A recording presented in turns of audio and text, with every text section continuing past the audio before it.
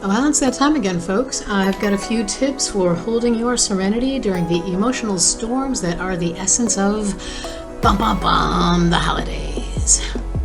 Welcome to episode 13 of the Entangled Cynic podcast. I hope you're able to take something useful away from this one today. Who am I? I am the Entangled Cynic, your host. Look, it's no secret most of us wind up feeling overloaded, mentally, emotionally, physically, spiritually even, during the holidays. 1, you're not alone, not by a long shot.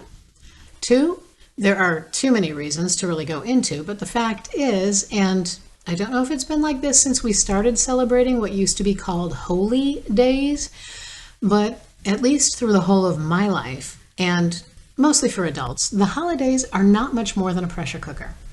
Pressure to look right, to act right, to cook the right food, to decorate the right way, to buy the right presents, to make sure you spend enough money on everyone, but not so much that they think you're showing off, to make sure that the kids behave in the way that won't bring disapproval down on the parents.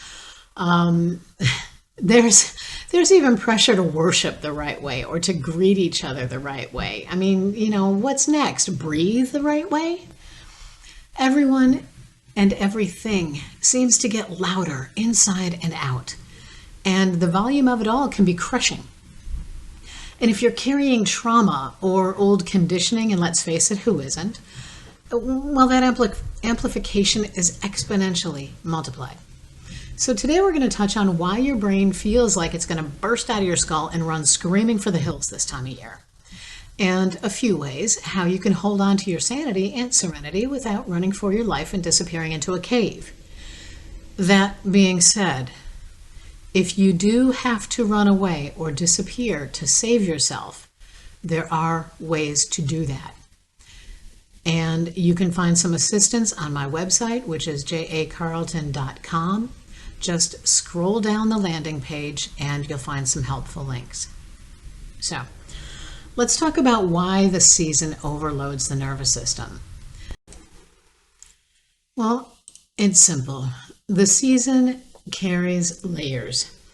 Emotional anniversaries, financial stress, social pressure, disrupted routines, childhood imprints, overstimulation from sound, lights, crowds.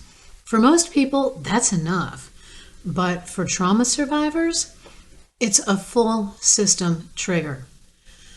Your brain ties holidays to the emotional conditions you were raised in. If the season felt chaotic or unsafe or unpredictable, your nervous system still remembers that. It anticipates the danger, even if the danger isn't real anymore. And that anticipation alone can not just be emotionally crippling, but it can drain away all the recuperative resources you normally have at your disposal. See, there's this thing called predictive coding. Your brain runs simulations based on old data. If past holidays were stressful, controlling, loud, chaotic, your brain expects a repeat. It prepares for the worst before anything happens. That preparation alone is exhausting. You become hypervigilant. All your resources are being spread so thin you're not even sure they're there anymore. You're subjected to more and louder crowds, voices, people you can't predict, people you don't know, and you're expected to make merry with. Often during social obligations, you really don't choose. Your nervous system goes full throttle into scanning for anything that can damage your peace, your serenity, your sense of safety, even when nothing is actually happening yet. Holidays bundle stress together like a bad financial statement. You get work fatigue, money pressures, family dynamics, sensory overload, old memories. Individually, they're all pretty easily managed, but when they're stacked on top of each other and held together with the mortar of a lifetime of anxiety, your entire system gets massively overloaded, honestly, for no fewer than 3 full months. From October through to the new year, you're exhausting every molecule of coping mechanism you have. And let's not even get into the Valentine's Day thing hitting after we've barely had the month of January to recover. So here are some signs to pay attention to during this time so that you know when you might be carrying stimuli that you don't need quite just yet. If you find yourself irritable, or anyone else, irritability in general, zoning out mid-conversation, shallow breathing, that chest breathing that's just all up in your throat and the upper part of your chest. Emotional spikes, you don't know which way you're going. Your emotions are up, you're feeling all the brotherly love, and then you want to, let's just say, maybe flip the guy on the road the bird because he cut you off or because he signaled too close to going into your lane. Didn't give you a full car length, whatever. Emotional spikes, chest pressure, stomach tightness, sudden exhaustion, those god-awful, oh my God, I can't think straight moments. And of course, wanting to hide from everyone. These are just a few of the more universal symptoms of a nervous system in survival mode. So now let's talk about serenity as a survival strategy. It's not passive, or at least it doesn't have to be. Survival serenity can be anything from dancing in your living room, working out, taking a nap, listening to your favorite music, making music, making art of whatever type you choose. The point of it is to be able to immerse yourself into an activity that you can focus on, where you can block out external stimuli that you don't choose. Take a drive with your favorite tunes and your dog, or just sit in your car near a greenbelt. The thing is that serenity isn't avoidance, it's a boundary that keeps the chaos outside and allows you to check in and touch base with yourself, to acknowledge what you're feeling and give your emotions the recognition and understanding that no one else can. When you choose this time with deliberate intention, you're lowering your anxiety vibration just enough so the chaos can't hook into you. You become less reactive.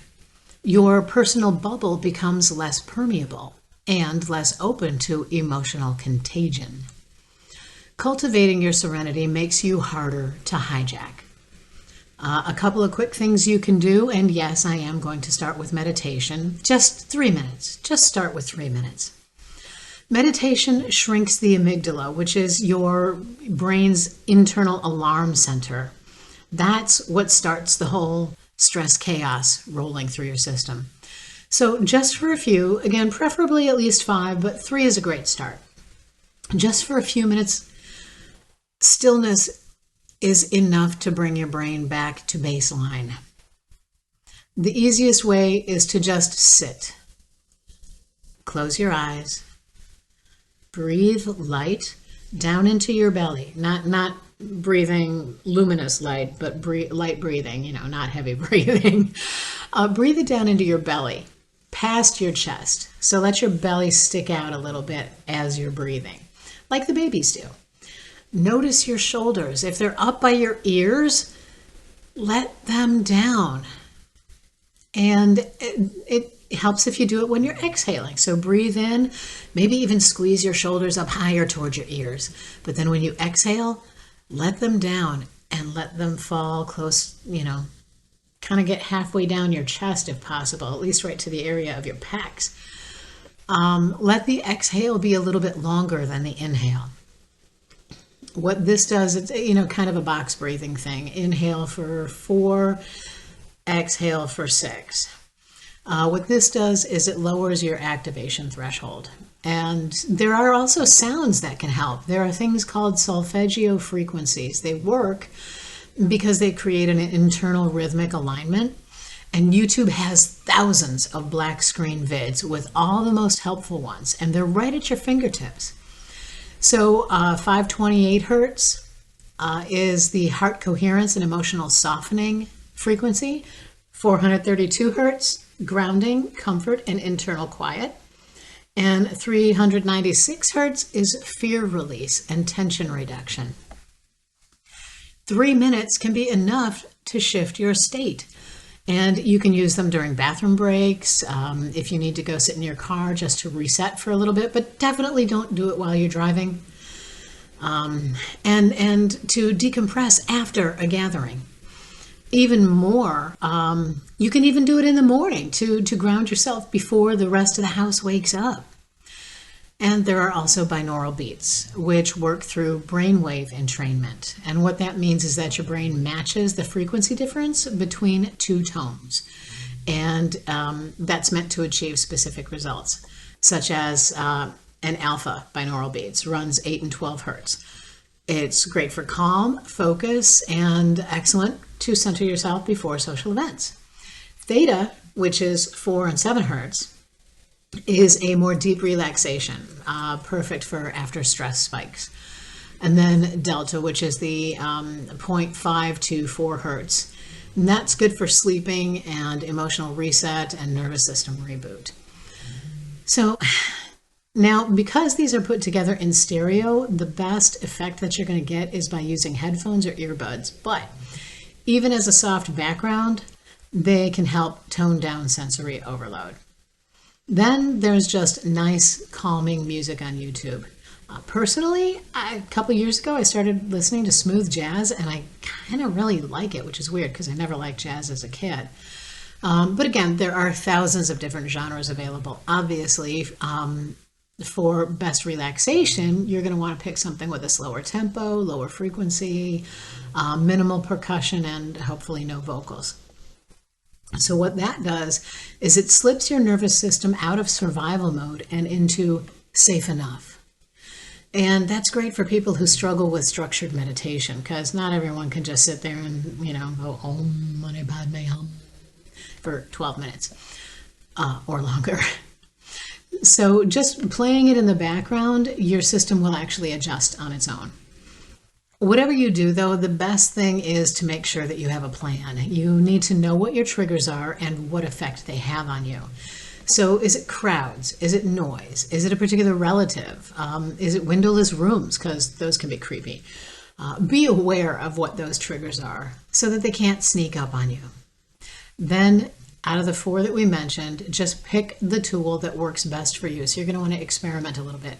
Is it the 3 to 5 minute meditation? Is it the solfeggio frequencies? Is it the binaural beats? Or is it just plain calming background music? So after experimenting with them at different times, pick the one that works best for you and make sure that you have it really close at hand, like you have the playlist pulled up on your phone during the holidays. So if you're, using the jazz or what have you, even the solfeggios, even the binaural beats, make sure that it is really, really close at hand. And remember that you're trying not to overwhelm your senses. So just pick one. Don't do them all at the same time. And again, the most important things to remember are that your serenity isn't for them, it's for you. It's your holiday. It's to help your holiday go smoothly. And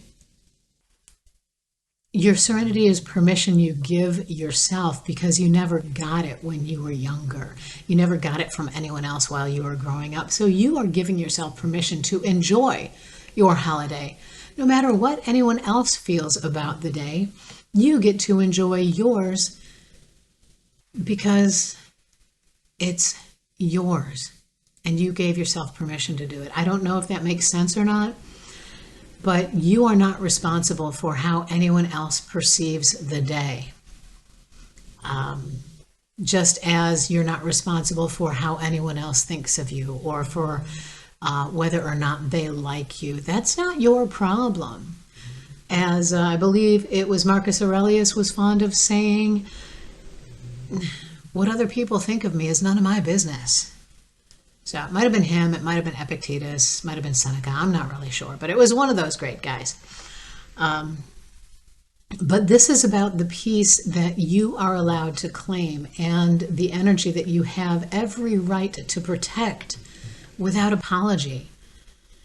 You get to decide which version of yourself shows up. You don't have to show up as the, 8-year-old who, put chocolate pudding on the dog and ran around getting all silly. You're not the 12-year-old who ditched school and, wound up breaking your leg because you went puddle jumping somewhere and slipped. Whatever it is, you're not that person anymore. And you get to decide. If that's where other people are living, if that's the you that they're anticipating, they are sorely, sorely lacking in their own lives because you have moved on from that. And you get to decide which version of you shows up. Their expectation has no bearing on you and how you show up. You're also allowed to give yourself permission to move through the holidays on your terms, untouched by all the old noise. So remember that. They're not just for someone else. They're for you too. And that's all I got for today. Except that, let's see, this is going out on the 19th. So on the 26th, there's going to be a special interview with Michelle Harrell, who is a South Austin spinal flow practitioner with a whole host of skills that can help you get through the rest of the holidays and build a 2026 that will serve you.